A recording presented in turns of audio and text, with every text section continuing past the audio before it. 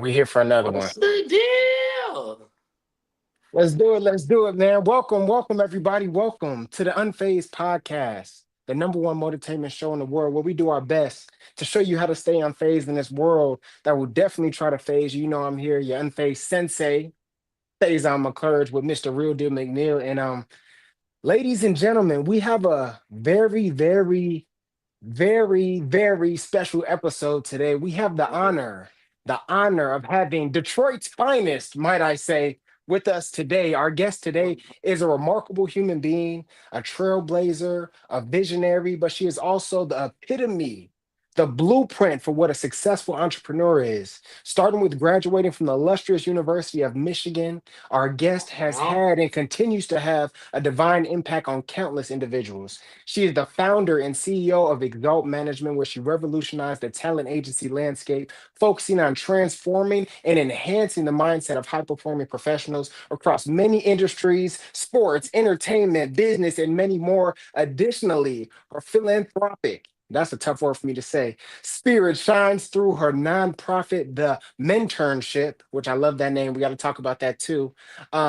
Where she mentors young women and connects them to business executives, providing them with invaluable real world and work experience with renowned companies like Nike, BET, Magic Johnson Companies, LA Sparks, Detroit Tigers, and many more. Her brilliance extends to her natural and non toxic product line, Temple, which I'm super excited to learn more about today. The line focuses on honoring the body just like a temple, like we all should. And wait, there's more. She's also one of the top performance and mindset coaches in the game right now. She specializes in guiding individuals to discover their true potential, turning ambitions into achievements. She has ignited a movement of self mastery and abundance. The quote in her Instagram bio says it all. Your purpose isn't in your wait, let me get it right. Get it Your right purpose now. is no, I gotta get this right. This is a big one. Your purpose isn't in waiting on the right opportunity. It's in waiting on the right you. This is definitely an episode where you need to take notes. Or you're gonna have to watch this episode back 2 to 3 times Definitely a just to watch make back. sure you don't miss anything. So get ready to dive deep into the mindset and the unwavering success of Miss Alexis Wilson. Let's do it. I'm unfazed, I'm unfazed, yeah, I'm unfazed. I'm unfazed, yeah, I'm unfazed. I'm unfazed, yeah, finna stack this paper. I'm unfazed, I'm unfazed, yeah, finna stack this paper. I'm unfazed. First, Let me first let and me wait. foremost, Let's go. phase that We did. that may have been we thought all the other intros, introductions you get that was like standing ovation No, introductions. no, I have to come correct. We I have don't think you somebody could have very said no special on the more. That pod was today. We had to come correct. We had to come correct. Thank you for that lovely intro. Oh my I goodness. appreciate that. I appreciate that. Thank you. How are first and you doing foremost. now? I'm No, go pretty ahead. wonderful. Pretty Super, super, wonderful. super, super, super, super, super happy. Shout out to not only Miss Alexis Wilson for everything she's done in the industry, but for being one of the first, and if not the first, female guest on this platform. So Yes. that's super dope. We're happy that you finally broke this Yes. barrier for us. So Yes. No, no, definitely appreciate that. Definitely appreciate that. And there's a lot that I want to talk about today because Okay. your resume it speaks for itself. There's so much on it, and I remember like we kind of talked about beforehand when I had first met you. You said that I mean you seen that I was a great kid and everything, but when I met you, it was just your aura was inspiring and definitely so when I started the podcast and everything like that. You were one of the first people that I had to think of, like, okay, for this 30 days, we have to get people on that are aligned with what we're doing, but also going to leave an impact on myself. So I'm excited for this episode. I know it's going to be a good one. Oh, thank you. I'm so happy to be here and I'm glad that you thought of me. No, definitely, definitely. So I want to kick it off by because I know we talking about. I said Detroit's finest. I know you had to hear that one, Detroit's I finest, did. but now, I definitely did want to hear. talk about like the roots like of Detroit. You went to the University of Michigan, and that's kind of where I met you through Devin Funches as well. But kind of Mhm. tell me a little bit about how the roots in Detroit, how it all got started for you. Yeah, so so much of who I am today came from what I was molded into before I ventured off to LA. And I think a very large part of my programming had everything to do with my family's nonprofit in Detroit. It's called The Union. It has a ton of different mentoring programs that provide life skills training and really help our kids and our youth to get off a path that's not good for them and help them to stay on paths that are. And just being around that my entire life, community and service and purpose and helping others I feel like I didn't have an option to turn out like this. That's just what I grew up with. And then my grandparents also were pastors. They just retired. They were pastors for 44 years. Their church was in Detroit as well. So it's just like, I don't know, I was just born into service. And I feel like that played a very large role in my heart for people and purpose. So that definitely was foundational. 100%. That's awesome. And when do you feel like, because I know you went to the University of Michigan, but I feel like for me, especially like when I'm in college, a lot of us go to college and we don't really know exactly like what it is that we want to do. You know what I mean? We kind of just go to college and we're figuring out. For me, it was kind of a little easier because I want to play professional football. I went to college, I played football, but even like towards that senior year, I started to figure out, man, like I'm more than an athlete. There's more things to out there for me, more things that I want to do. So for yourself, like when did you kind of know like, hey, I want to get into maybe create a talent agency or whatever it is that you wanted to do? Yeah. So while I did not go to school knowing, oh, I want a talent agency that cares about what's happening on the inside of our clients just as much as we do on the outside, I did happen to be in school when I was like, I felt like I was having like a crisis almost because I had this burning desire to be able to identify with my purpose and I didn't know what it was. I knew that I was trying a lot of different things. I actually was on course to be in fashion. Like I was like designing my homecoming dresses, making my prom dress. And you couldn't tell me that I wasn't going to be on that path. So it came through a lot of soul searching during my summers and also during my school year. And prayer and really just seeking and sitting with my own inner world to access the God within me so that I could get that clear direction. So I didn't know what I wanted to do going in, but it found me. I got visions of Exalt before I even literally knew what the word talent meant. Because in Detroit, it's not like, oh, this is the place you go where you want to get signed to a talent agency or you want to make it in entertainment. Like that's not the environment in Michigan. So I didn't even know what that meant.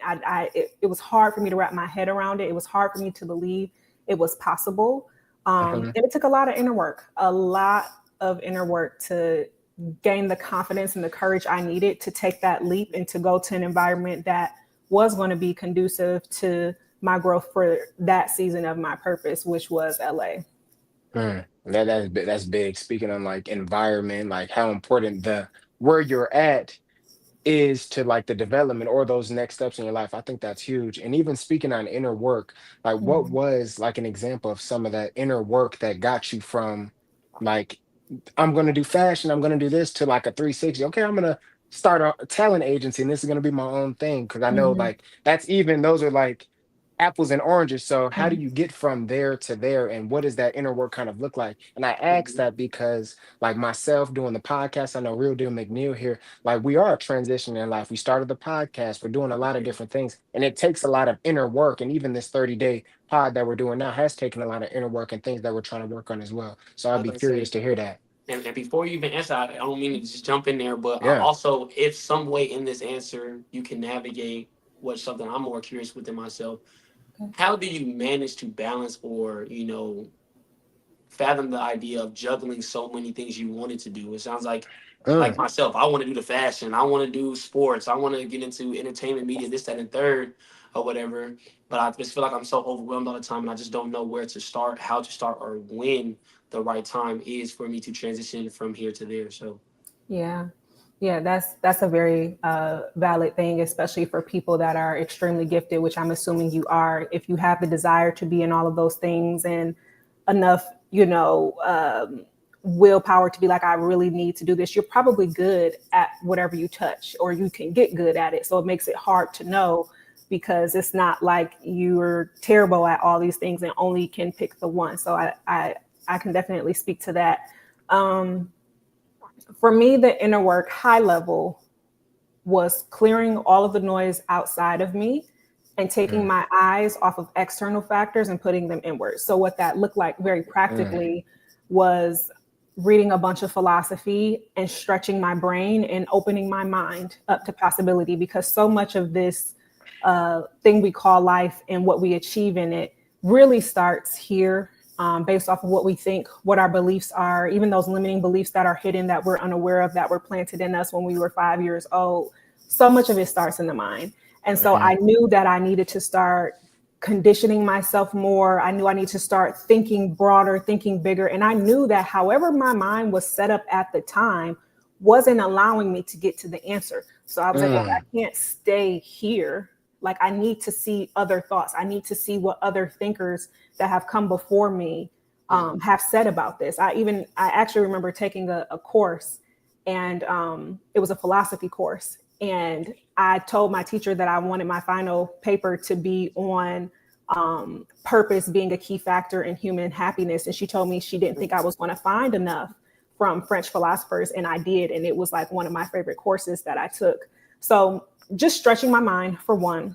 Two, I'm a very spiritual person. So I believe that I am spirit, and I'm just in this vessel by chance. And that it's my duty to make sure I access what I am and nourish that side of myself too. So prayer, fasting so that I didn't have as much filth in my body, fasting from media, fasting from food, getting as clear as possible. If you can get the temple as clear as possible, you can hear better. Doing that, doing several of those while I was in school. I remember journaling a lot, just again, getting stuff out of my head, trying to clear clutter. As if I could get as clear as possible, that was the goal. I also had an amazing best friend that was my roommate, and she would listen to me and my downloads, and she would reaffirm me. Like, having someone in my corner like that was a blessing. Even if you have just one, it makes a heck of a difference. I also remember creating exercises for myself that I would get in prayer. I remember one of the ones I did was I asked all the people close to me, I said, can you fill out this Google Doc? And I typed in like 6 questions, and it was like things like, what's something that you can see me doing, not because you've heard me talk about it, but because you're like, no, you really have this skill set. What's something you absolutely could not see me doing? And just like more questions like that. And I asked about 10 people, so very close family, very close friends. And I looked at their answers. Not as my direction, but to get insight. So it was like, okay, I'm noticing they're all saying, yeah, you would hate a desk job. And it's like, okay, what is that telling me about my personality, about things that they observe, how I show up? And just learned a lot from that. I remember people writing down, I feel like you could be someone's like secret rep and like their right-hand man that guides them in their career and advances them whole time. I'm like, that's what like agents and managers do, but I don't know that yet. But people are saying things like that. You help people get their minds right and I didn't know what a mindset coach was. I had no clue. People were coming to me. They would literally come to my dorm all the time. Tons of the players would come to my dorm all the time, frustrated. They weren't getting play time, not knowing how to move forward, wondering if they should quit. And I'm just thinking, this is just a part of my personality, not realizing, hey, that's the gift. That's the value. And seeing people write that on paper and just seeing it very plainly was like, oh, like maybe there's something there. But again, still needing the confidence to move forward. So still needing prayer, still doing meditation, things like that. And I got the vision. I remember literally being in prayer and I saw the word exalt clear as day. I saw like a snapshot of it and what it will be decades from now. And I was like, okay, that's big. And I was scared and I didn't know how to move forward. Yeah. But I just kept doing the things I knew to do, praying, journaling, meditating. I also had a routine that helped me so much to stay clear and to not be overwhelmed with all the things outside of me. And then real to your point of like, okay, like how do you find that one thing? I was in that position where it was like, I am good at a lot of stuff. My father is the same way. it's crazy the amount of things that man can do. I mean, from drawing to making music to teaching to training, like he's like Mhm. ridiculously good at it without training. And so a Mhm. lot of his gifts got passed down to me. And I Yeah. feel like it made it harder for me to be like, okay, so like, isn't your purpose what you're supposed to be good at? So like, should I go here or should I go there? But again, when you can like really clear the noise outside of you, Mhm. and you're not influenced by what mom told you to do or dad told you to do or what your teacher said you could or could not do when you were in sixth grade and it stuck with you, and you're not being influenced by social media and what's hot there, and can instead tap into what's in here, it helps you to filter out more and more. And then it's also like, just pick something and move forward. You need the hiccups, you need the failures anyway Yes. to keep refining you. So pick something and move forward and give it your full commitment. I think I personally learned the hard way. Mhm. Doing multiple things at once is not the way to build. It's just Mhm. not sustainable. That's It's huge. going to slow you down. If I could go back and do anything, I would have spaced out all of my ventures that you listed in this intro. I would have spaced those out further apart Mhm. for certain. I'm glad that I have the experience to know better now, but I would have been so much further, so much faster if I would have just did one thing at a time and given that full effort for 5 years and said, okay, now I have capacity, resources, people, finances to add another thing on here. And now I can Yes. build that too. So I think just pick one. You have to pick one and you have to get clear enough to be like, okay, this is what I feel like I'm called to do. I'm going to give a full commitment to this and go forth. And then if I hit my head and I realize this is not for me, that's okay too, because that That's was part of okay. my purpose in this season to figure that out. Mm. That's huge. That's Never a huge. And waste I of time. It's never a waste of never a time. waste of time. And I think one of the things too that this connects to me, and I feel like Iman too, just because one of the things for me is that I was always trying to figure out. I also did a lot of things, especially playing football. It's like, okay, I'm not the football player. I love music. I love to entertain. I love to speak. I love to give motivation to people, all these things. And I was like Mhm. doing all these things. I even did comedy. I did some acting and things like that. But I was doing all these things, but I was doing only making like small steps in each direction, each one. So Mhm. nothing was really getting done. So I was just doing a bunch of things. And I think it was one quote I seen on I wrote it down on your page. It Mhm. was, you keep calling it stuck, but what if it's just life waiting on you to stop swimming against the current? Yeah. And I think that's so huge because once you do understand what it is that you're doing, I think for me, it was the podcast. It was like, okay, where is a place that I can come? I could talk, I could Mhm. dance if I want to, I could talk to people, I could motivate people. That allows me to do all of those things. But it's that one thing where I could really focus a lot of energy on for a set period of time and Mhm. then continue to grow from there. So I 100% am in alignment kind of with what you're Just saying. And I think I've seen that in these last couple months of my life as well. Yeah. Yeah. and No, just that's even in the key. statement. Oh, go ahead, my fault. No, I was just saying that was key. Go ahead. Go Saying ahead. Mhm. even in the statement in which she just kind of to piggyback on what you said, Facebook, what she just kind of stated, it's almost like you're searching for the purpose, not always just what you're good at. If I kind of caught that right, because we're so good at like you just say, you're so good at so much, but and you may not find your purpose in the thing you want to do right away. But what I've noticed, just even within myself, football has always been what I wanted to do, Mm. and getting to the back end of my pro career or football career and starting to venture out into other endeavors, I've learned a lot about myself. I've been able to network. I've been able to connect and understand more that maybe I'm here for more. Yeah, football is what I wanted to do, but at the end of the day, we're here to find what our purpose is. And like she stated, I feel like we all would find happiness in our purpose, or at least if we sought out our purpose, we would understand it and be more happier in life. So I think for myself, once I finally realized that, I'm not saying football's over whatsoever. I am definitely gonna keep going. But when I think I'm more comfortable in the mindset of now understanding when it is time that, like you said earlier, Phase, football doesn't define who I am. If football was all I was supposed to do, I would be doing it for one, and once it's over, what I'm saying, I'd be gone from this place. But because I know I'm here for something greater, it's still within me to continue to search for what that is, taking it one step at a time, breaking down those barriers, and really understanding and learning more of who I am within. So that way, when I do finally find my calling, I'm the best version of myself, or becoming the best version of myself. to, really fulfill my purpose. So Mhm. That's That's very good. awesome. Yeah. Very And good. Alexis, I want to ask too, like, because these are some of the things that kind of we're going through, like we're dealing with, Mhm. but like as like a mindset coach, I know you're working with tons of people. Like, what are some of the, I guess, biggest differences that you see in people who are successful or are still like trying to Mm, get over that hump? Mhm.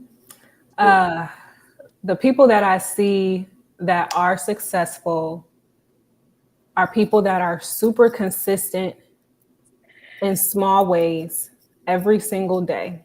They Mm, also are the people that invest in themselves and will do whatever it takes. Mm, mm, I mean, whatever it takes to get mm, there. They still fail. They still have hiccups. They still bump their head. They still have bad days. Most of the time, their bad days are even worse than the ones that aren't successful. To be honest, because they have bigger problems, right? It's mhm. to hear, oh, your business might get taken from you because of a lawsuit versus I'm so tired of working this 9 to 5 and I hate it. Yeah, One of them is going to impact you yeah. massively. And I do feel for everybody in different positions, but I think the key is like the consistency, the investment, the willingness to even be like, I need a coach, I need a business coach, I need a Mhm, therapist, I need a this, I need a that. They have a growth mindset. If you do not have a growth mindset, I don't think you're going to get very far in life. I mm. just don't. I know you're not actually, like that's Yeah. scientifically proven. You're not going to get far without having that growth mindset, without understanding that there is information you don't know and you have to go and learn it if you want to get better and better. And then once you get to this level, if you want to get here, there's more information that you don't know. There's more Mhm. growth for you to have. And It's like those people, levels. yes. And those Yeah. people that get that and work Mhm, towards that every single mhm, day, not just on the occasion, are the ones that have the most success. mm. And there's a lot awesome. of it you feel like coming like from, because I feel like a lot of it is now that I like watch your page and kind of seeing a little bit like of what you do, kind of what you talk about. A lot of it is coming from inner.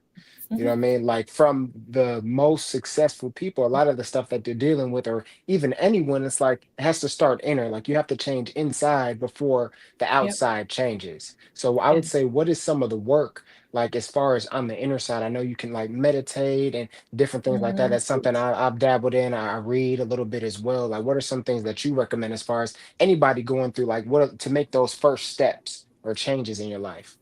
You know, I was just talking with someone about this earlier about giving the generalized steps. I give Mm. you a whole list of different things.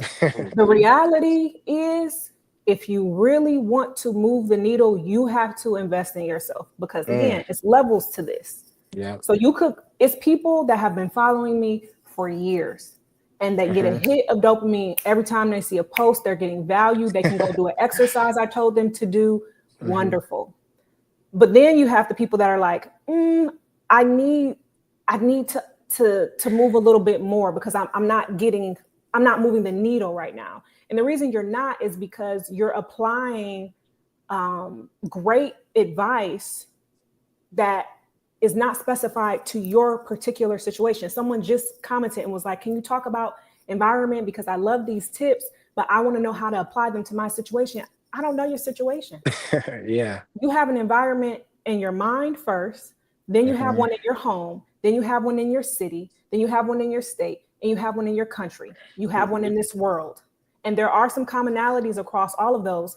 But I need to start here. I need to see what this environment is like. I need to know your limiting beliefs. That's really the key. If you can work with someone to figure out your limiting beliefs, or you can sit and work with yourself, go on YouTube and type in neuro linguistic programming. If you want to teach yourself it and you want to go through that process, do that. If you want to pay Hmm. somebody for their years and decades of experience so they can help you figure it out in 1 hour, go do that. It really depends on how fast you want to progress, but you have to be able to apply it to your specific situation. Thinking that you can find a piece of advice on the internet, or that I can give you a piece of advice right here, right now, and that it's just going to, really just change everything for That you. was it. That was the one. It Get might out of feel here. it might feel like it in the moment Yeah. because what you're experiencing is enlightenment. You're remembering something that was already placed in you. I'm not telling people anything they don't already know. That's why it feels like you're remembering something. That aha moment, it's like, oh, because you're remembering some wisdom that was already placed deep down in you that somebody reminded you of. So that's why it feels so good in the moment. But until you really get down in the nitty gritty and you're like, okay, what are all the limiting beliefs that I have? Where did I learn that belief from? Where is the morsel of truth in that belief? How can I flip this around and reframe it? You need to do things like that. You need to be in therapy. You need to have a regulated nervous system, because as much as I love the mind, you have to also take into consideration the body. They work in tandem. So you can't just be all, okay, I'm going to the gym and I'm working out and I'm, moving energy that way. But your mental is not right. Your emotional state is not right. It's all going to catch up. Those emotions get stored in your tissues. When they're stored in the tissues, the brain recognizes that. Your amygdala gets active, which activates your fear center. When your fear center gets activated from new things, or you're overwhelmed or you're emotionally blocked, that prefrontal cortex, which is supposed to be for logic and making decisions and focus, it can't even function properly. It takes a back seat. So until you get your body and your nervous system regulated, it's like, how can you even do the mindset work all the way? You got trauma that you still wearing on you. She like a broke big me down jacket.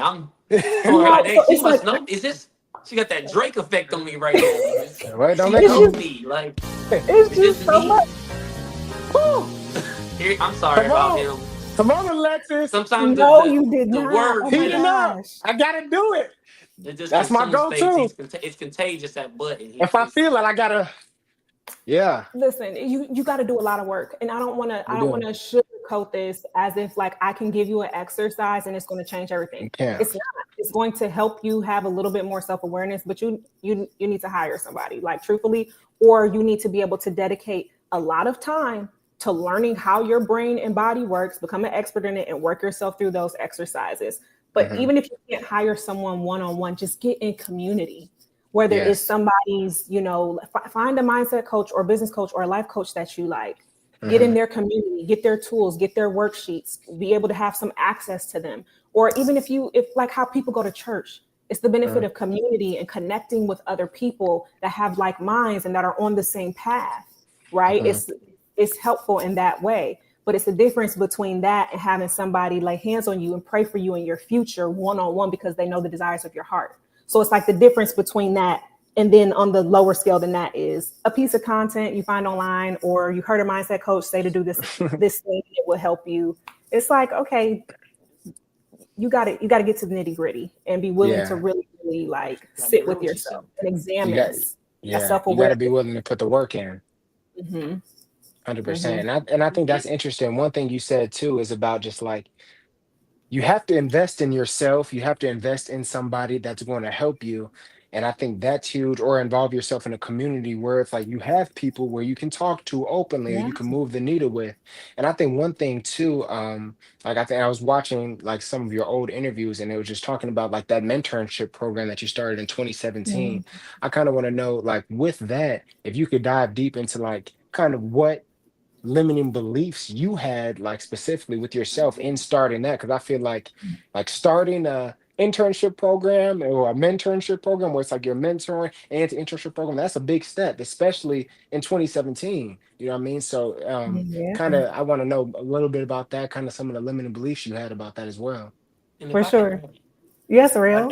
Because we're giving you the double questions. Come on now. Come on now. Stack them up. So me and Phaz actually had a conversation I want to say it was day 2 of the pod as well. And it was about imposter syndrome, which I think would be awesome to know. Like, have you ever struggled with something like imposter syndrome, where you, if you know kind of what that is? That was my first time here last week. But being in a position where, you were in a room where you felt like you had to fake it to make yourself believe you needed to be there, or were you in a room, doubting your self-worth there? Like, has imposter syndrome ever been an impact, along with coinciding kind of what he is getting at? I don't want to take you away from his question either, but I'd definitely like to know your insight on that. Okay, so I'm gonna actually go to the imposter syndrome part first. Have you guys heard of Alex Hormozy? Yeah. So Yeah, he talks love about that. imposter. Yeah, love dude's mind. He talks about imposter syndrome and how he believes that most people are not struggling with imposter syndrome. They're just not good enough yet. They haven't put in as many reps, Mm, and Okay. that it's really that. yes, And I agree with that a lot. You know, when I really 100%. reflect and look back, it's like you were feeling nervous about it because you didn't put in enough reps. You didn't. If it was undeniable, and I just said this to an athlete I was talking to, if it was undeniable that you were the best player on that team, do you think the coach wouldn't be playing you? Mm. He said, no. I said, okay, be undeniable. Like, that's Man. it. Don't You're make me not do it putting again, in work. Alexis. Come on, come on, come No, on. hit it for me, Phaz. Oh, Hit it for me, Phaz. I'm sorry. I'm sorry. I ain't gonna That was look. Go good. ahead. Oh my Be goodness. undeniable. Be undeniable. Be undeniable, right? And so I think in most cases, to be very Mhm, honest, people are using this term incorrectly. And it's mhm, like, I mean, but it's people, we've been so trained to not be comfortable with failure, not be comfortable with not being good enough yet, as if it's going to be our identity for the rest of time.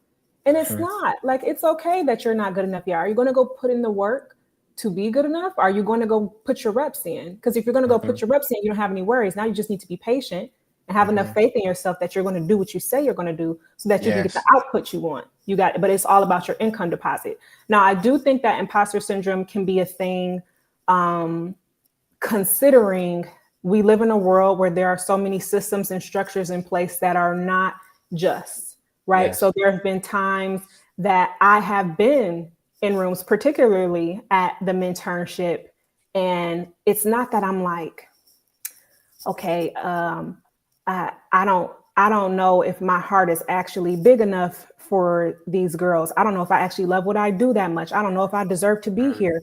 It was more so like I'm the only we're the only Black group in here right now. So if feeling that, Yes. I think that's where more of the imposter syndrome will come through. And I think at that point, it's a matter of like reminding yourself of your reps. It is a matter of remembering my heart is for sure in this. I am fit for this. It's in me. It's not just around me. It's not just what I say. It's in me.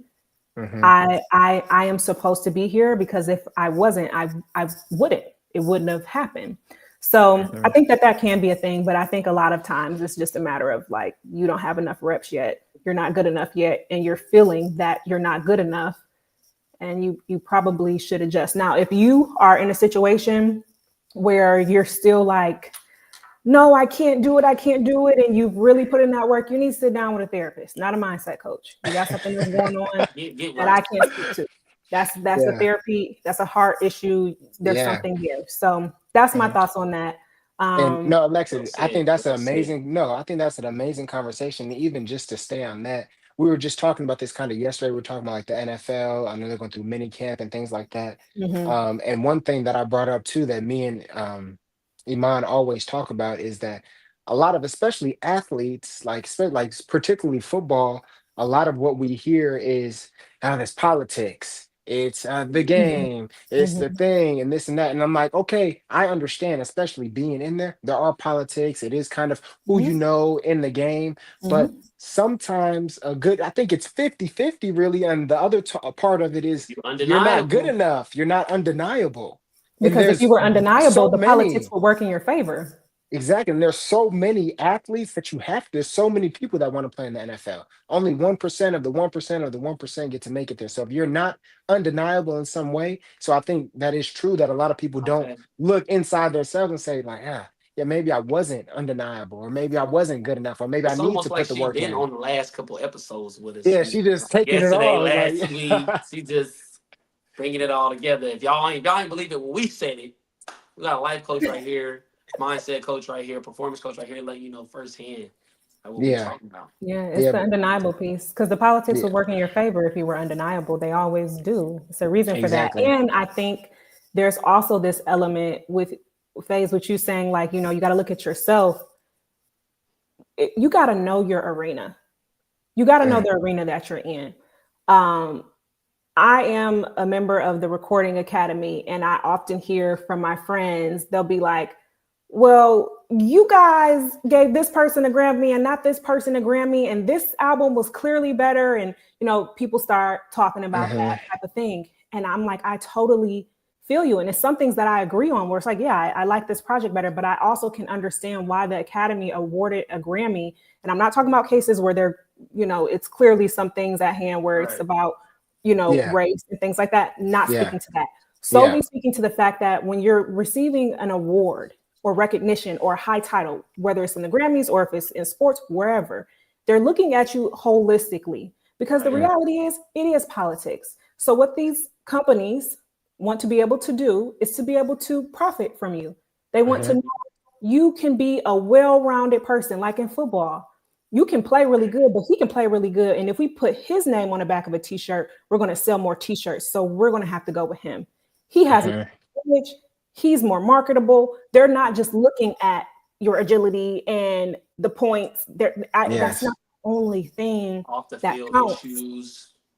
It's so much that goes into consideration. Your presence, your family. Is your family going to make negotiating this contract difficult? Are they going to make your presence on the team difficult? Is your personal image going to make it difficult? Are you going to cost us money? Like those things are things that are being considered. Same thing with it. If you're in the music space, they're looking at like what artists had the most influence on the culture. They're looking at so many different things. And I think if you know your arena and you actually are okay with being like, okay, fine.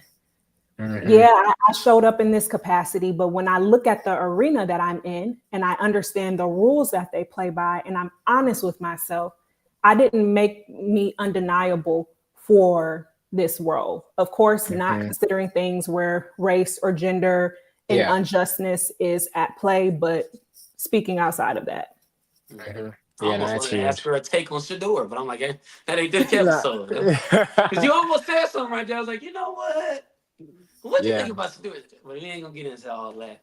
But Phaz, now going back to the I definitely want to hear about like the mentorship, because I think, and even before that, I think that was really cool when I heard that, because it was like the mentorship, like the mentorship and the internship. And our podcast, it's the Unphazed Podcast, the #1 motivatainment. So motivation, entertainment. So I had an aha moment too when I was like, oh, okay, I'm onto something. So I think that's really cool. I definitely want to hear just kind of how you started that and kind of some of the struggles you had when starting that as well.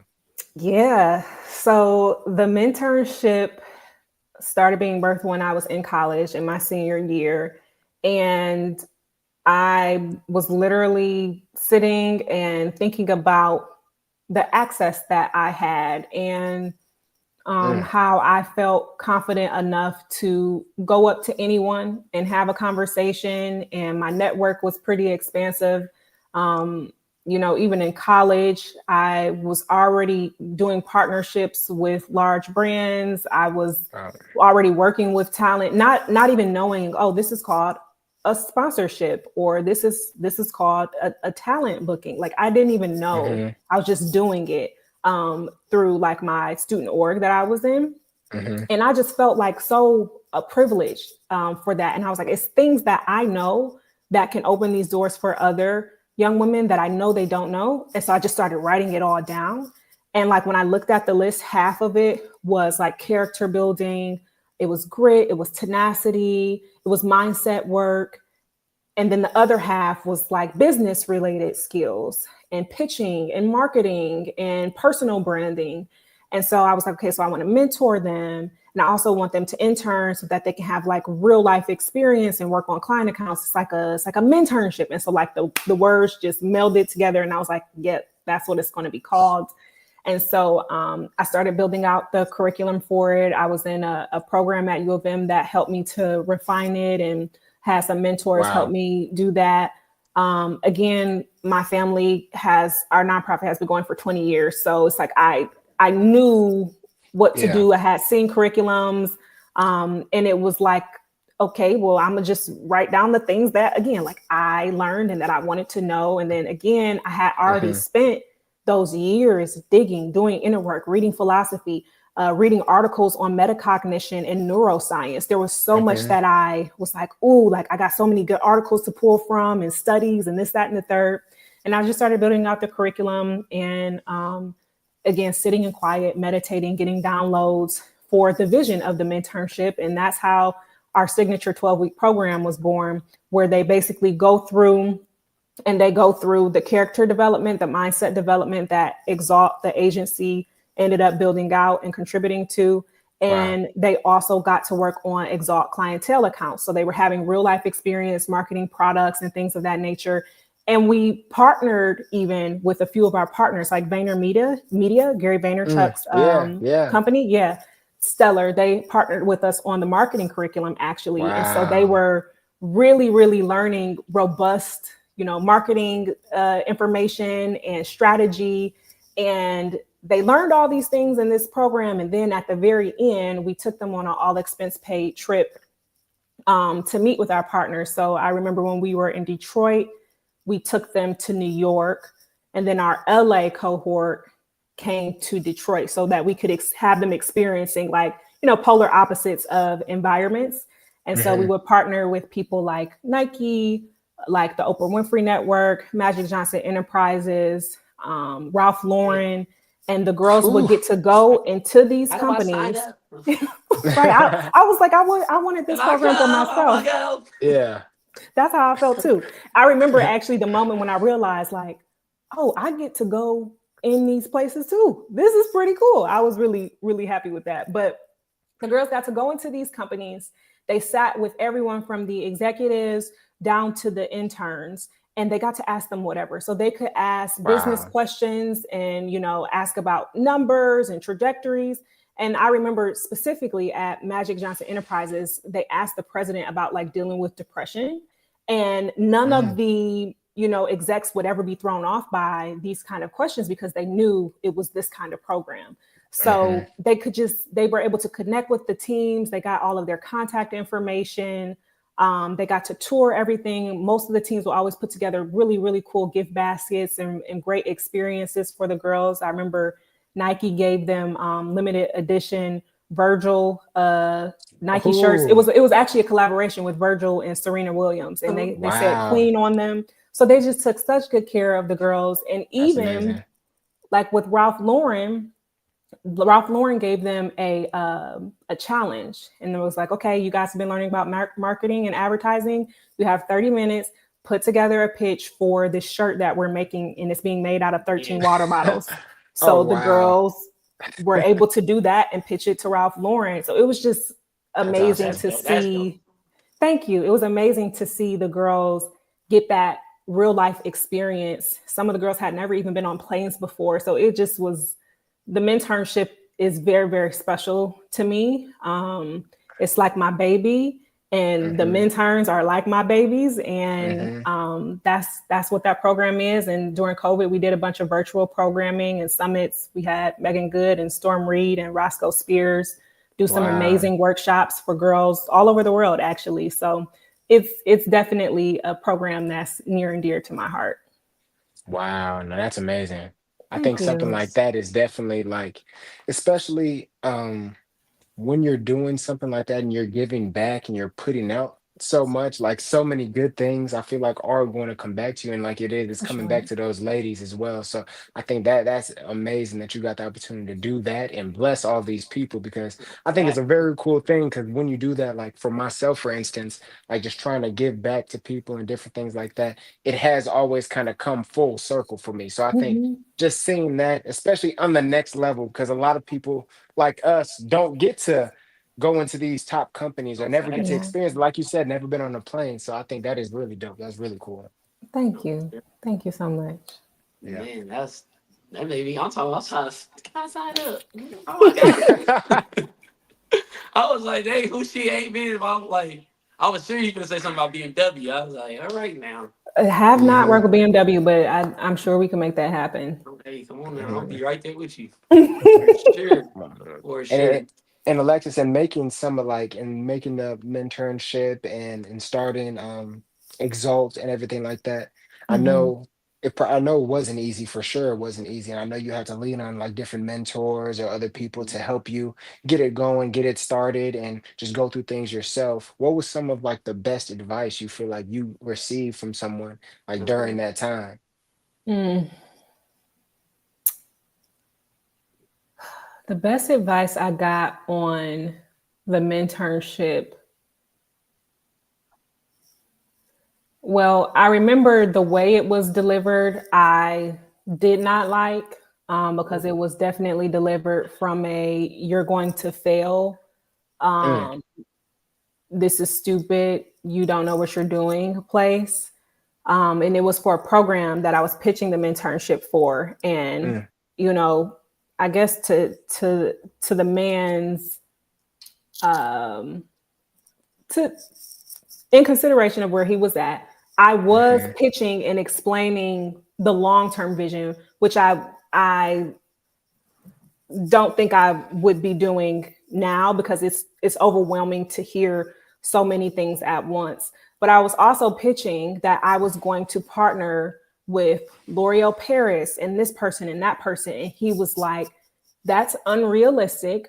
You don't even have a website.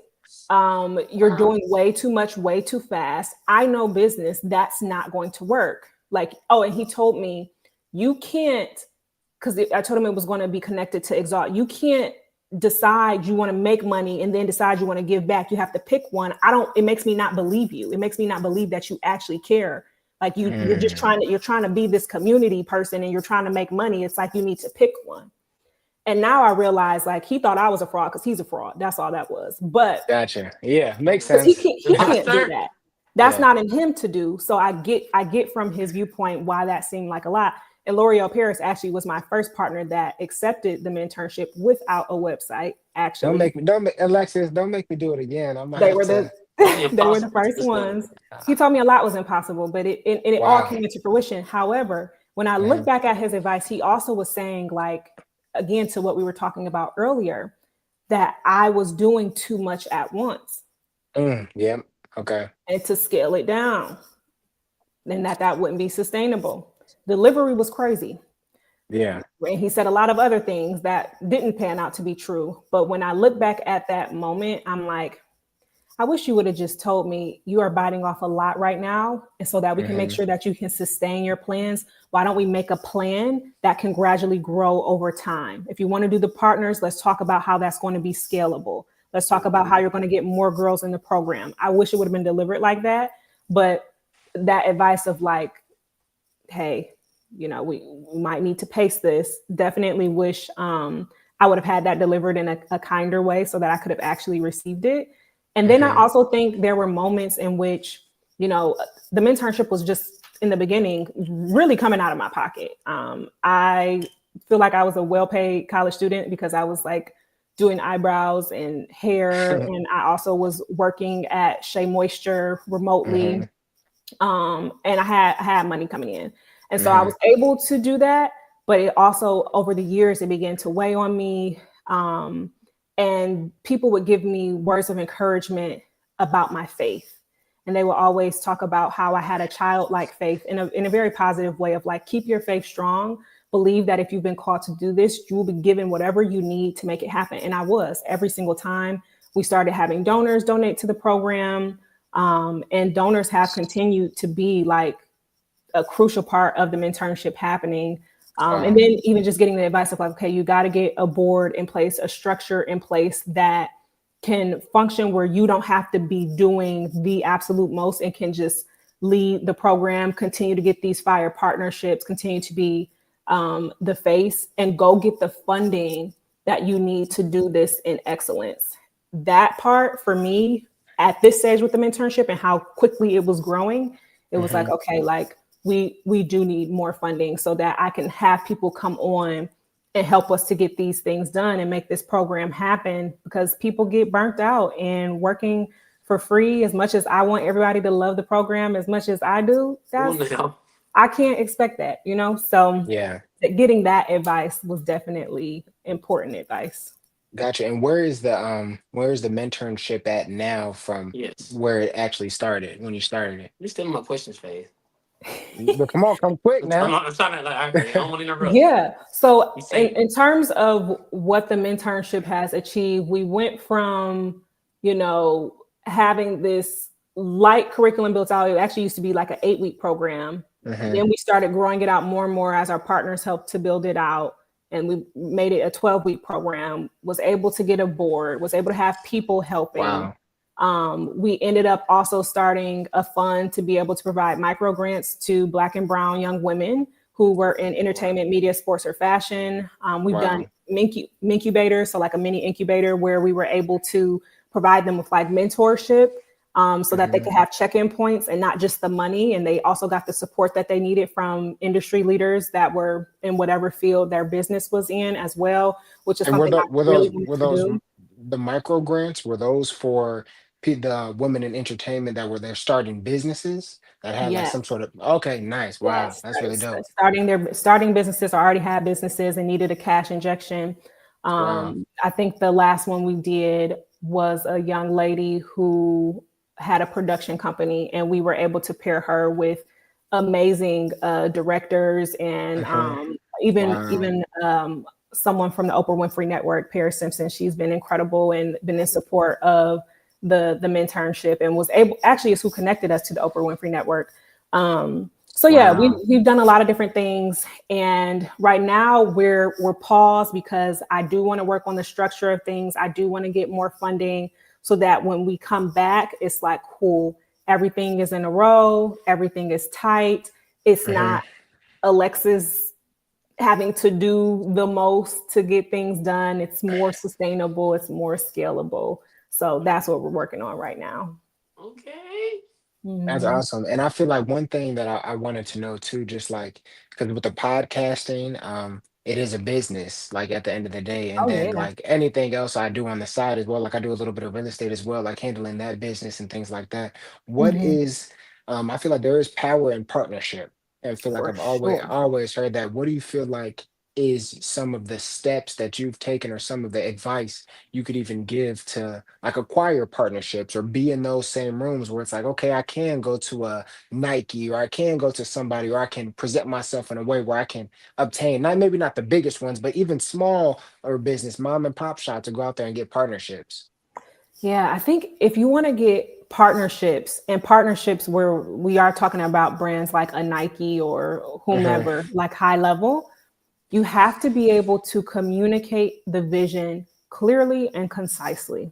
That is crucial because back then I had a lot of vision and my mindset, when I look at that version of myself, I'm like, wow, like I am inspired by that version of me because I was like 21 or something like that. Like I was a kid, like a true kid figuring this stuff out, but I had so much faith and the belief in myself was felt. So they weren't questioning whether it was legit or not because they didn't have a reason to. Like I didn't present in a way where they were like, we probably should, triple check her. Like, no, I knew how to talk about it. I knew what it was. I was sure about it. I was rooted.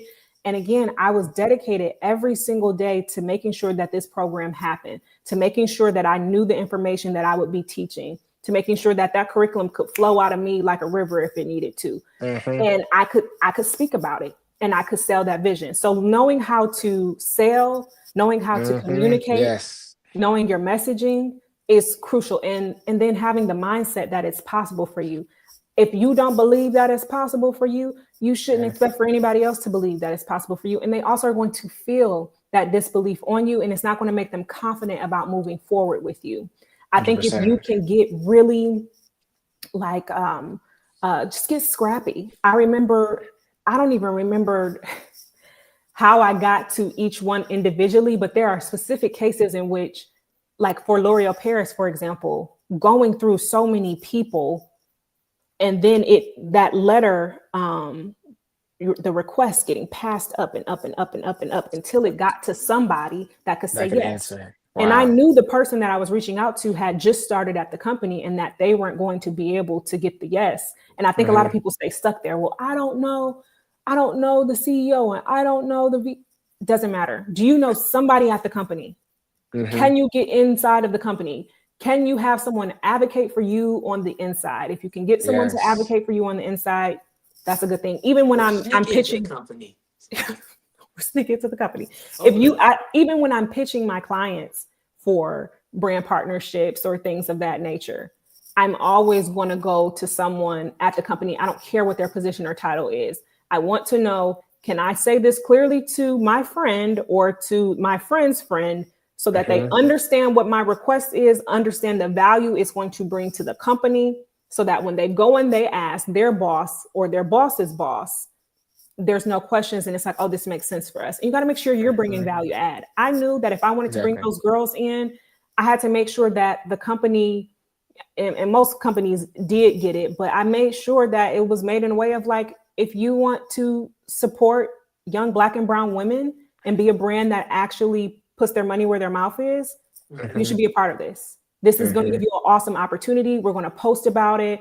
It'll be in our press. Like, think about how is this going to benefit them equally. It needs to be something that benefits both people. Otherwise, I don't know what to tell you. I don't think that you should pitch the partnership if you don't understand how it brings value to the other person, because at that point, it's not partnership.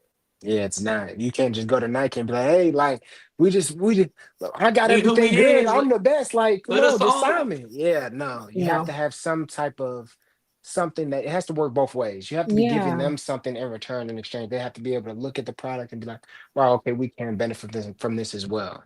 And that That's all goes huge. back to the belief, because I think that's where imposter syndrome can creep in, of like, well, maybe this isn't good enough, or this, that, and the third. You have to be clear about your messaging. You have to be clear about the value of your program or the value of your product, whatever it is. You got to be able to articulate it to yourself first and foremost, because again, people will feel your disbelief, so that you can then go and communicate it to others as well. Yeah, that's awesome. That's awesome. I think definitely that's definitely a gem. What do you feel like as far as like taking it to Temple? Do you feel like it was kind of the same thing when starting that brand and that product line? In terms of what? Like in terms of like having that same conviction, because I know, well, we could dive into like kind of what Temple is, but let's go there actually. Like when I was looking into Temple, right, it really connected with me, and I actually followed the page today because I didn't even really know about it until I actually clicked on your page and I seen you had it in your bio.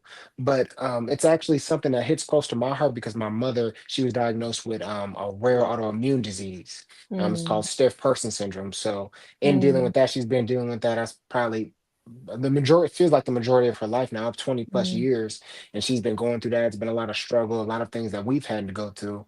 And always trying to find, like, at first they thought it was like something with her back. She wasn't walking right. So she got surgery. That didn't help. It made it worse. She got another surgery and all these things. And we go to these doctors, it's actually pretty frustrating and upsetting looking at, like, I think it's like what you call a Western medicine or whatever, like going to the doctors and just like going back and forth with them. And that's something I've been dealing with because now it's come to the point where it's like, I have to advocate for her. I have to be on the phone with the doctors and everything like that because she's at a point where it's like hard for her to even communicate what she needs or she doesn't know.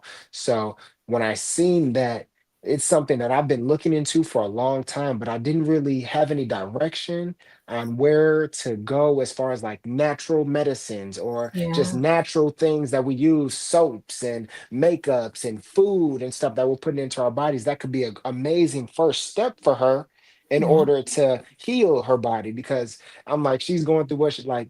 I completely changed it about a year ago, but like before, it's like you have this autoimmune disease, and then you just asking me to Uber eat you some McDonald's. I'm like, okay, like this not making sense. We got to figure this out. So we got on like a meal plan and different things like that, but still wanting to dive deeper into like different things we could do as far as non-toxic things and products in the home. And that's kind of what Temple is, but I know you'll explain it a lot better. So definitely want to know about that and just see what that looked like for you building that business and what was your inspiration behind that.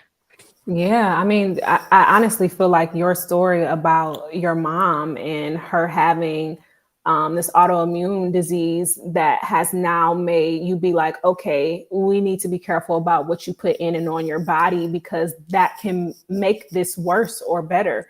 That's what Temple is all about, having products that do not disrupt your endocrine system or your hormones or make you flare up with your eczema because it has all of these fragrances and these dyes in it that are totally unnecessary, but very normal in today's market because consumers like them and are sometimes ignorant to the fact that these ingredients are so harmful to the body. And then some people just don't care because health is not a priority. But for people that do struggle with chronic disorders, which is why I started Temple to begin with, because I was trying to heal, and Temple literally was my path to my healing. It was the start of everything. It was the start of all of my healing. I wanted to give the same products that I've been making for myself and my family to other people that are like, no, I actually have to be serious about what I put in and on my body. I don't care if it smells like cherry blossoms and it's pink. I just want it to work, and I want it to not disrupt my body. I don't want it to make my eczema flare up. I don't want it to, cause me to go into any sort of remission or to digress in my healing process. That's what Temple is all about. And so Temple is something that I started years ago. And again, to the point of, if I could do something different, I wouldn't have started it all at once. All of these things, the Mentorship, Exalt, and Temple were doing great, but they were getting too big. And I'm like, oh, wait, this is like too heavy now. And I have to put one of these things down. Yes. Temple was the thing to get put down when I was moving to LA. So now it's back. We've relaunched. And I actually took this course from Ryan Daniel Moran. He wrote the book 12 Months to a Million. And he talked about how when you are launching a product, it's really a simple formula. In 12 months, you can have $1 million business. If you start with one product, you have it at like a $25 price point, or $30 price point, you sell 25 units a day, and you do that with just 5 products, you have $1 million business. Literally. Wow. It's really, really simple. It takes focus. It takes you not feeling like, okay, I got to have 10 different products at once. And Temple started with multiple products at one time, which meant I had to try and market this one, and then this one, and this one. Mind you, I don't have a marketing team. I have me. So now I'm burnt out, and I'm trying to making content, trying to do. I'm just trying to make the flyers. It was just way too much. And so now our first product is really our hero product that everyone loved. It was our bestseller. It's called Temple Balm. It is a non-toxic, endocrine safe lip balm. It is so good, very moisturizing. Right here, go get that. Go get that. Go get Temple Balm. Go get Temple Balm. Looking at it right now. I need a little lip tap right now too. You gotta get you some. It's loaded with incredible ingredients, very healing. Nothing in it that's going to make you, break out. It's great for sensitive skin, and it's really, really good. And I'm not just saying that because it's mine. No, 100%. We'll definitely have the link in the bio. You know what I mean? So you guys can definitely go get that. Yeah, we're gonna definitely get that. That's so dope. That, you know what I'm saying? It's again, this Phaz couldn't have said it well enough. And I don't think I feel like it's so much more to you that we still don't even know, weren't able to deep dive into. And so when it came to the intro, I feel like we missing stuff right now. Like, I don't know, we can be on here for hours. It seems like you've been providing so many gems. But when we look at you think about that 20-year-old woman who you were, how far you've grown. When someone asks you questions like, what do you want your legacy to be? Or what is the future of, your brand, your products, and everything that you've been developing? What does that look like years from now, or when you're no longer able to, when you have to pass the torch? So kind of just like the general idea of your legacy. Yeah, the general idea for my legacy will be that people honor their bodies as temples. Like truly, I feel like that's a core thing for me across all my ventures. Honor your bodies as temples so that you can live a life full of purpose. Because without the temple, if you're an athlete and your temple isn't in good condition, you're not showing up. Or even honestly, I think part of my purpose truly is to love and be loved and to explore all of God's creation. That is 100% a part of my purpose. How can I go travel and marvel at how God painted the sky in Greece if I'm not able-bodied? I can't. So I want for my legacy to encourage people to honor their bodies as temples so that they can live a life full of purpose. Purpose is a crucial thing for me too. If I can just get people to think differently, they will find God. And I know that because it starts with how you think. It's actually a quote, and I don't know who said it, but they said, teach man to think and he will find God. If I can do that, I'm so very satisfied. And I think another thing that I really want to do in the next 10 years, and when I have children, is develop a curriculum specifically for infancy all the way up until like maybe age 8 or 10. That is really a programming curriculum to help develop strong mindsets and positive programming for babies all the way up, because that's when they're the most impressionable. I feel like that will probably be my life's most important work. I've never heard of that before. That is amazing. That is awesome. You. Haven't done it yet, but I know that I'm going to, and I've been like taking notes over the years of things of like, okay, what can I teach my 3-year-old about metaphysics that is simple? Like, oh, thoughts become things. Like, can I see a 3-year-old chanting that, so that's in their programming at a super young age. So I really want to be able to do that and just continue my life's work of helping people to think in such a way that helps them to honor their body as a temple and live a life of purpose. If I can do that, and if I can marvel at God's glory and love and be loved, I have lived a really good life. That's awesome. That's amazing. And I've seen like more recently too, like on some of your more recent videos, you kind of been touching on like money and like finances and things like that. And because I feel like the world is like runs on money, you know what I mean? Especially like I feel like in America, like I've had this conversation a couple of times, like in America, everything is like a lot more fast paced because I've been able to travel a little bit out of the country. Everything's kind of fast paced. You need money to do this, you need money to do that. And of course you want to be, everything is more expensive now. So you need money.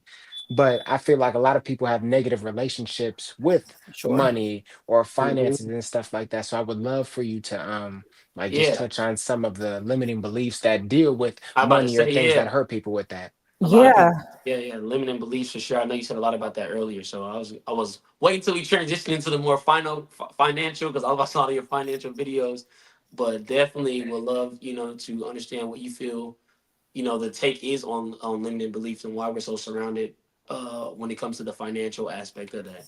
How do we get rich is what we say. How do we get rich? Oh my goodness. You take it. No, where my favorite? Yeah. So I have a program called From Scarcity to Abundance, and it's a group coaching program that runs for 4 weeks. And we literally have a week dedicated to discovering limiting beliefs. And I give an entire list of limiting beliefs for people to look at.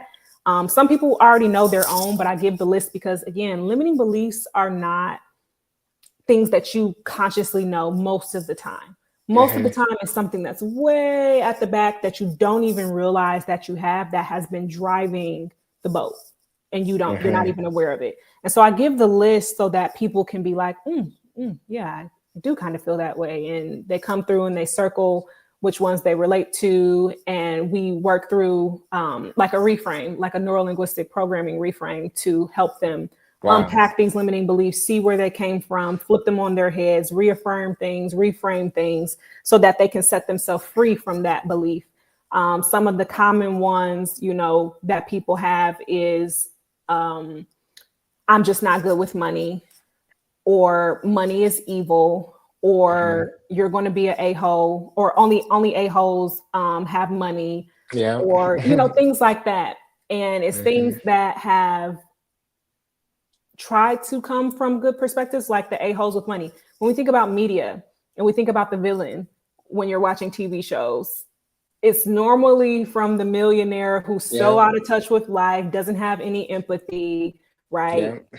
And so we've been taught like, okay, you guys are the bad guys for certain. You guys money is corrupting, or you have the Bible verse. So a lot of people that have grown up in like the Christian community, money is bad because there's a scripture that says the love of money is the root of all evil. That gets twisted by people, and they're like, oh, money is the root of all evil.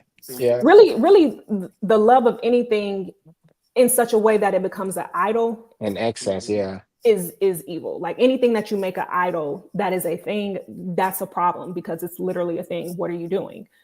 So if we're going to look at that principally, and so it's like we'll go through these limiting beliefs, And the reality is, like, prime example, if you think that you become an a-hole or you become disconnected or like money makes you bad in any capacity, and that's your limiting belief, that is your programming. And we got to think about how the brain works. If you have a certain program, your brain's job is to make sure that you stay on that program, because it doesn't care about your goals. It doesn't care about the fact that you want to be financially free. It doesn't care about the fact that you want to buy your mother a house. It cares about you keeping the same belief system that you have, because that is what it is programmed to do. Yes. So when you come along and you're trying to introduce a new belief that goes against the belief that the brain has been programmed, nope. Again, the amygdala gets activated. That's your fear center. And it's like, nope, I'm going to need you to have a reaction to this so that we do not move forward with that. Because if you get money, you're going to be a bad person, because that's your belief. That's your programming. So you're going to self-sabotage, even though you're consciously saying, well, no, of course I want to make money. No, subconsciously, you think that you're going to become a bad person if you make this money.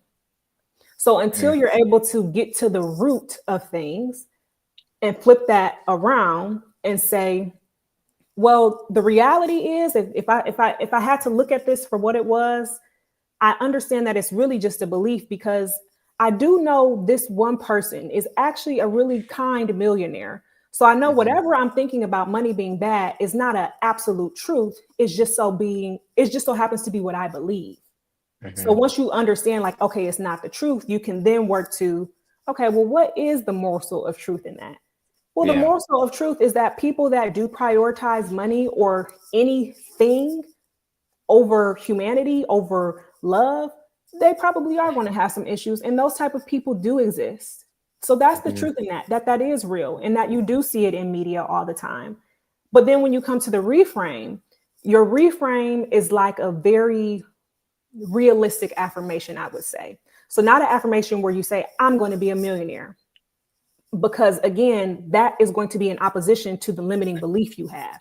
So you do that, your brain is going, you're going to push against it. But if you say something like,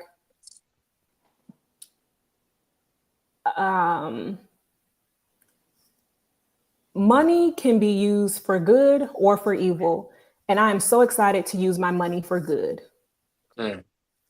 That's something where it's like, okay, I can receive that. I can receive that. And it's speaking to the truth. It can be used for good. It can be used for evil. And you want to be able to use it for good. You're not saying that you're going to just be a millionaire and this, that, and the third. You're reworking and rewiring really the neural paths in your brain so that you can have a new belief, which is, it's up to me on who I become when I come into these millions. That's up to me. It's not the money that forces me to do it. I have to decide who I'm going to be. I have that power, and I'm going to move forward with it. So I think so much of like our money beliefs have everything to do with what we were taught. You know, money doesn't grow on trees. You got so many different things, and really taking inventory of like, okay, what do I actually feel about money? Do I feel like it always comes and goes? Do I feel like I blow it all the time? Like, some people don't even get the money because they feel like they can't handle it because they haven't been great with money. So they believe I'm not good at managing money. Well, if you believe that, why would the money come? Again, you rework that whole process. If you're not good at managing money, that simply means you have room to get better. So you just say, there is so much more for me to learn about money, and I can't wait to learn it. I'm so glad that I am capable. I would rather you say that on repeat than I'm not good at managing money. You know what I'm saying? So just a matter of working through those beliefs, becoming aware of them, and reframing it so that you can have a new program that allows you to receive and gain insight on how to make that money.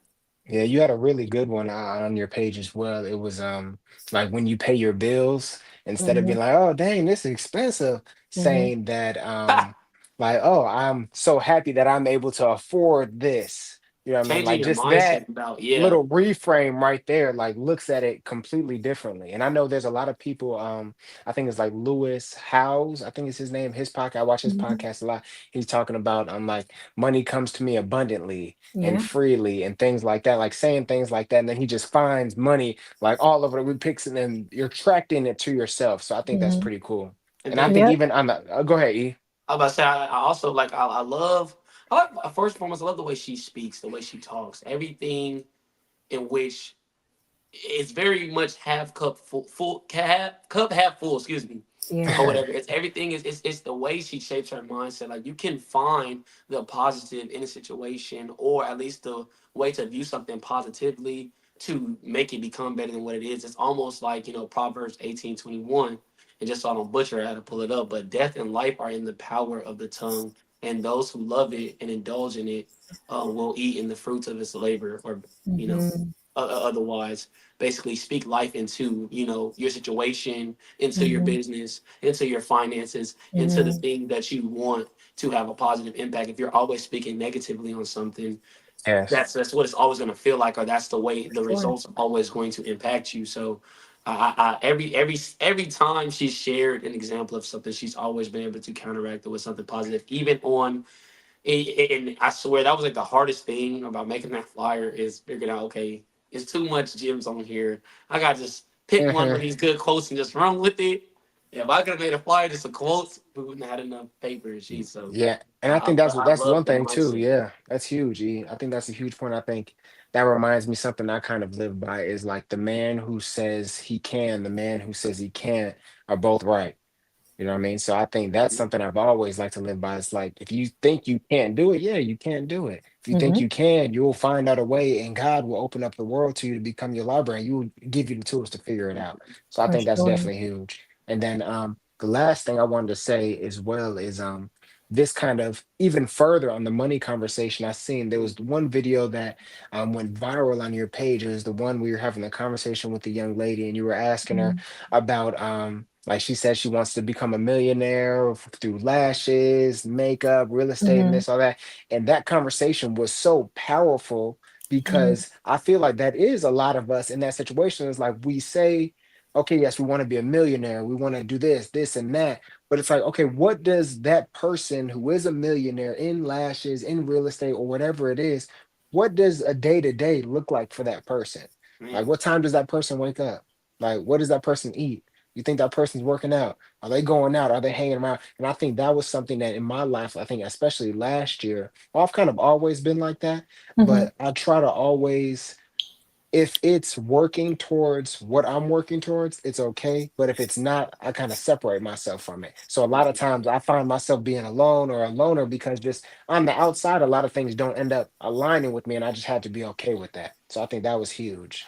Yep, that right there. Yep, it's all about embodiment. I think I think it's easy to, I think it's easy for people to fall into to feeling like they're making progress simply because they have a big goal, simply because Mhm. they have the big ambitions, and but you'll find yourself in hustle and in toil, mainly because you haven't embodied the thing that you are working towards. So I Yeah. think what you were saying, Phase, about like, okay, is this adding to where I'm trying to go or is it not? Because if it's not, then it's a no.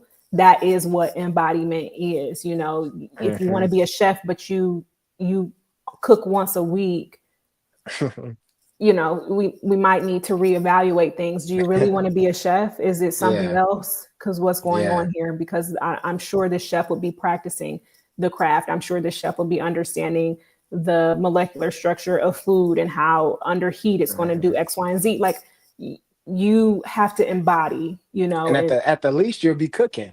You know what I mean? All the at the time, at like the very at the least, you would be least. cooking. And you would do the things that a chef Yeah. would do. You would have the mind, you have to embody the mindset, you have to embody the Hmm. habits.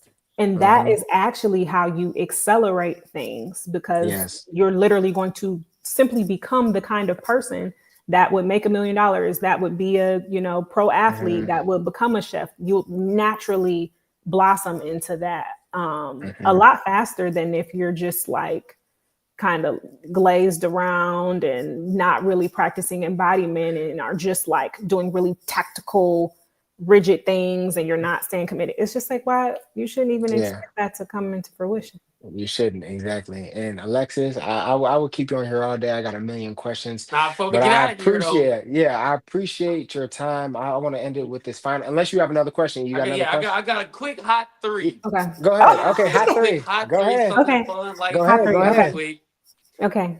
I'm gonna start off actually with one of our questions in the comment, which became one of my hot threes, and it wasn't. Somebody asked, because you've been glowing all episode. You know what I'm saying? Not only is the mindset positive, but sounds like the skincare is positive. What's your skin routine? Somebody would love to know your skin routine. Skincare routine, Face Reality. Go to facereality.com, search for an acne care expert, get in one of their programs to get your facials because they are fantastic. Okay. And then I use all of their products. That's it. I don't think I use any other products. Yep. Their whole line. And I don't use anything, Face Reality. I don't use anything that clogs pores. I will look at the ingredients on everything to ensure they are acne safe. Literally search in like acne safe website, and you can literally paste in the ingredients. And yeah.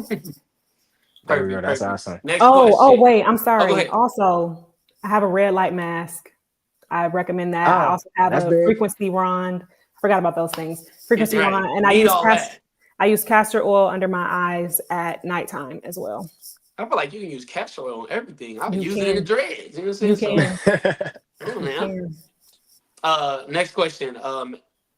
I kind of want to shape this question in almost a two-part, but who has been a celebrity you worked with, like one of the funner celebrities you've worked with in your endeavors, and or is there somebody who you have not worked with yet that you would like to work with or mentor or mentee under? However you want to attack that question. Funnest was Snoop Dogg. Okay. For sure. That was a really cool experience. Uncle Snoop. That I've worked with. Yeah, for sure. That whole experience was fantastic. That I want to work with, I had an answer to this and I wish I could remember it because I'm like, yeah, absolutely. I want to work with this person.